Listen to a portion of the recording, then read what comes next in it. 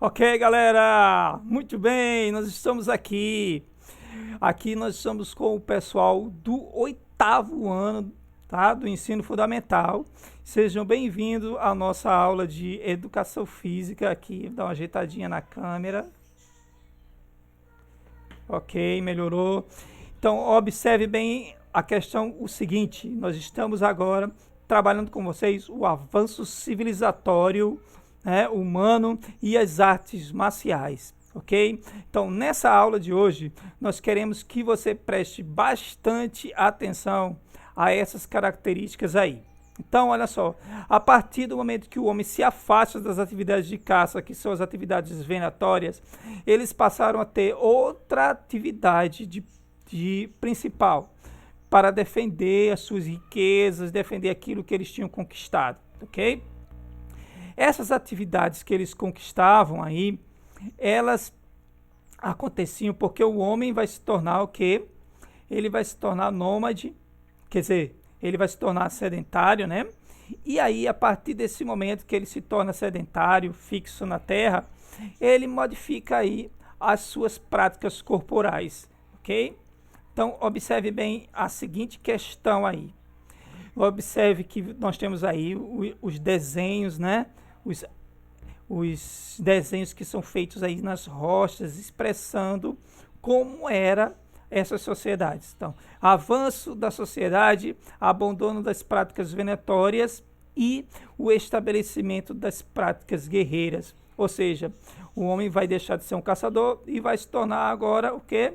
Um guerreiro, e vai precisar de habilidades de luta. Ele vai precisar saber aí lutar. E aí vai desenvolver-se a partir de então essas capacidades de lutar. Então, quais foram os grupos humanos que se desenvolveram primeiro? Um dos grupos humanos que se desenvolveu foi o pessoal da Mesopotâmia. E o que é que esses grupos faziam, né?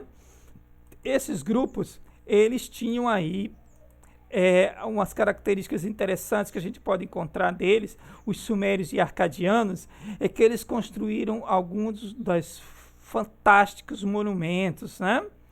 E deixaram bastante material arqueológico. E dentro desses materiais arqueológicos, nós podemos encontrar em cavernas dessas regiões dos sumérios e arcadianos registro de lutas, né?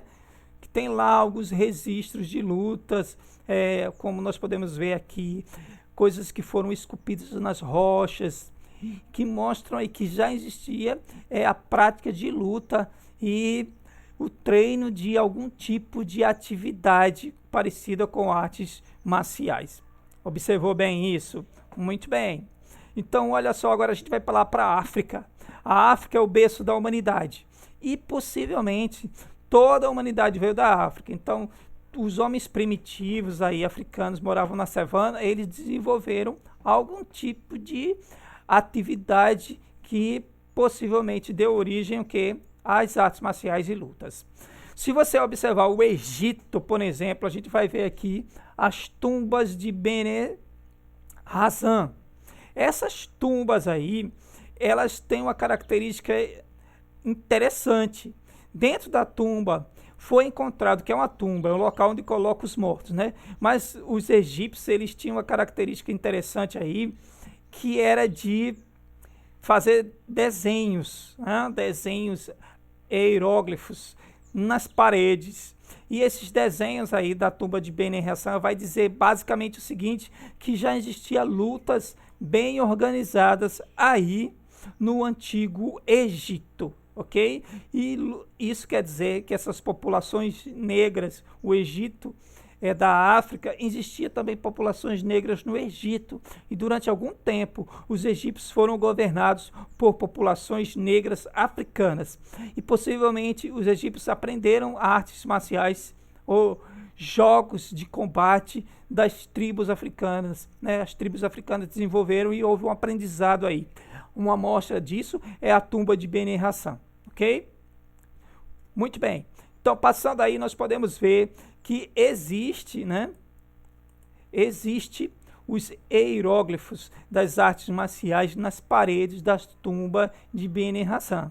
E lá indica uma possível origem das artes marciais, que elas possivelmente se originaram na África, que os egípcios possivelmente aprenderam e que possivelmente também os chineses e japoneses, os orientais, né, eles vão desenvolver posteriormente as artes marciais propriamente dita, mas a gênese humana, a gênese de todas as coisas humanas, de toda a característica humana, de toda a cultura humana é africana.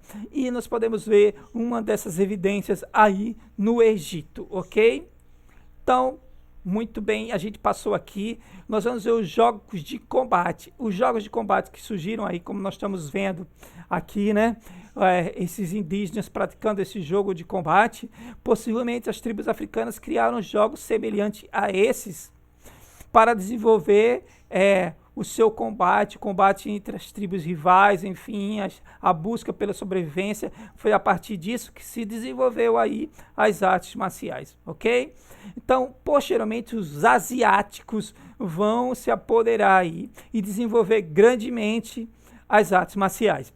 Índia, China, Mongólia foram civilizações que enfrentaram grandes problemas de conflitos humanos no desenvolvimento de sua história, na construção de seus países. Então, como nós estamos vendo aqui no mapa, nós podemos ver que esses países, no percurso do desenvolvimento histórico, eles enfrentaram grandes conflitos e toda a população que enfrentou grandes conflitos desenvolveu algum tipo de arte marcial, ok?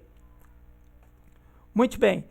Posteriormente, nós vamos chegar à Índia. A Índia, nós temos algumas artes marciais muito interessantes, que é o Vajramuti.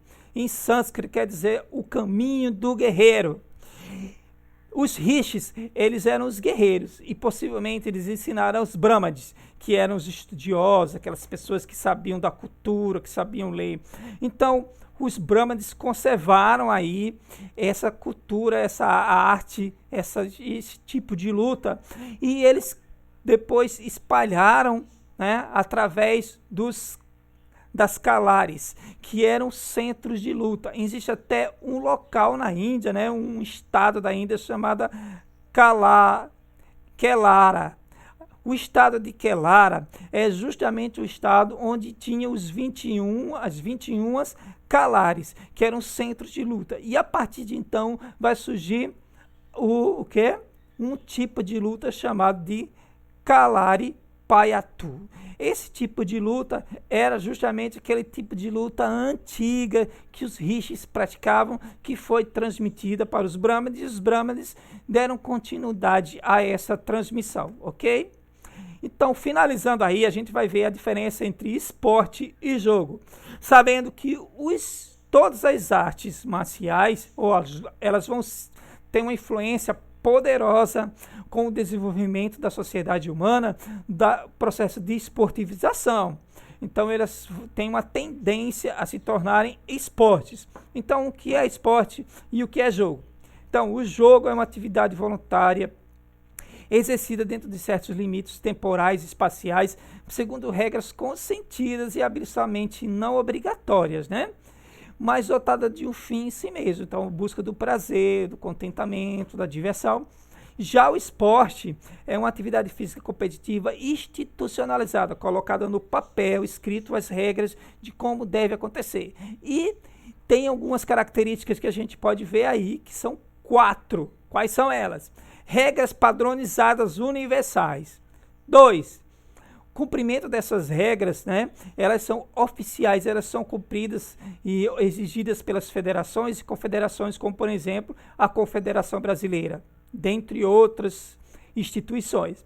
Outro aspecto é a técnica que existe para executar os movimentos do esporte. Existe uma técnica específica e a maneira de fazer essa técnica de treinar o corpo é bem diferente do jogo, ok? E o quarto elemento aí é o aprendizado das habilidades esportivas, que acontece geralmente em escolinhas de esporte. Então, muito bem, você acabou de participar aí dessa aula e observou claramente os seguintes aspectos. Não esqueça de fazer a atividade online A atividade online é muito importante, ela está passando aqui embaixo, faça atividade online, ok? Muito bem, galera. Beleza, galera, de Educação Física do 8º ano, nós fechamos aqui a nossa aula deixando uma reflexão para você. É muito importante que você faça a atividade online, mas que você reflita aí sobre as artes marciais. Por que elas existem? Elas existem para qual objetivo? Você pode usar as artes marciais para o objetivo pacífico, de boa qualidade, em que você possa desenvolver a sua mente. Nós vimos aí algumas características das artes marciais e alguns povos que desenvolveram elas e por que eles desenvolveram essas artes marciais, ok? Um forte abraço e tudo de bom.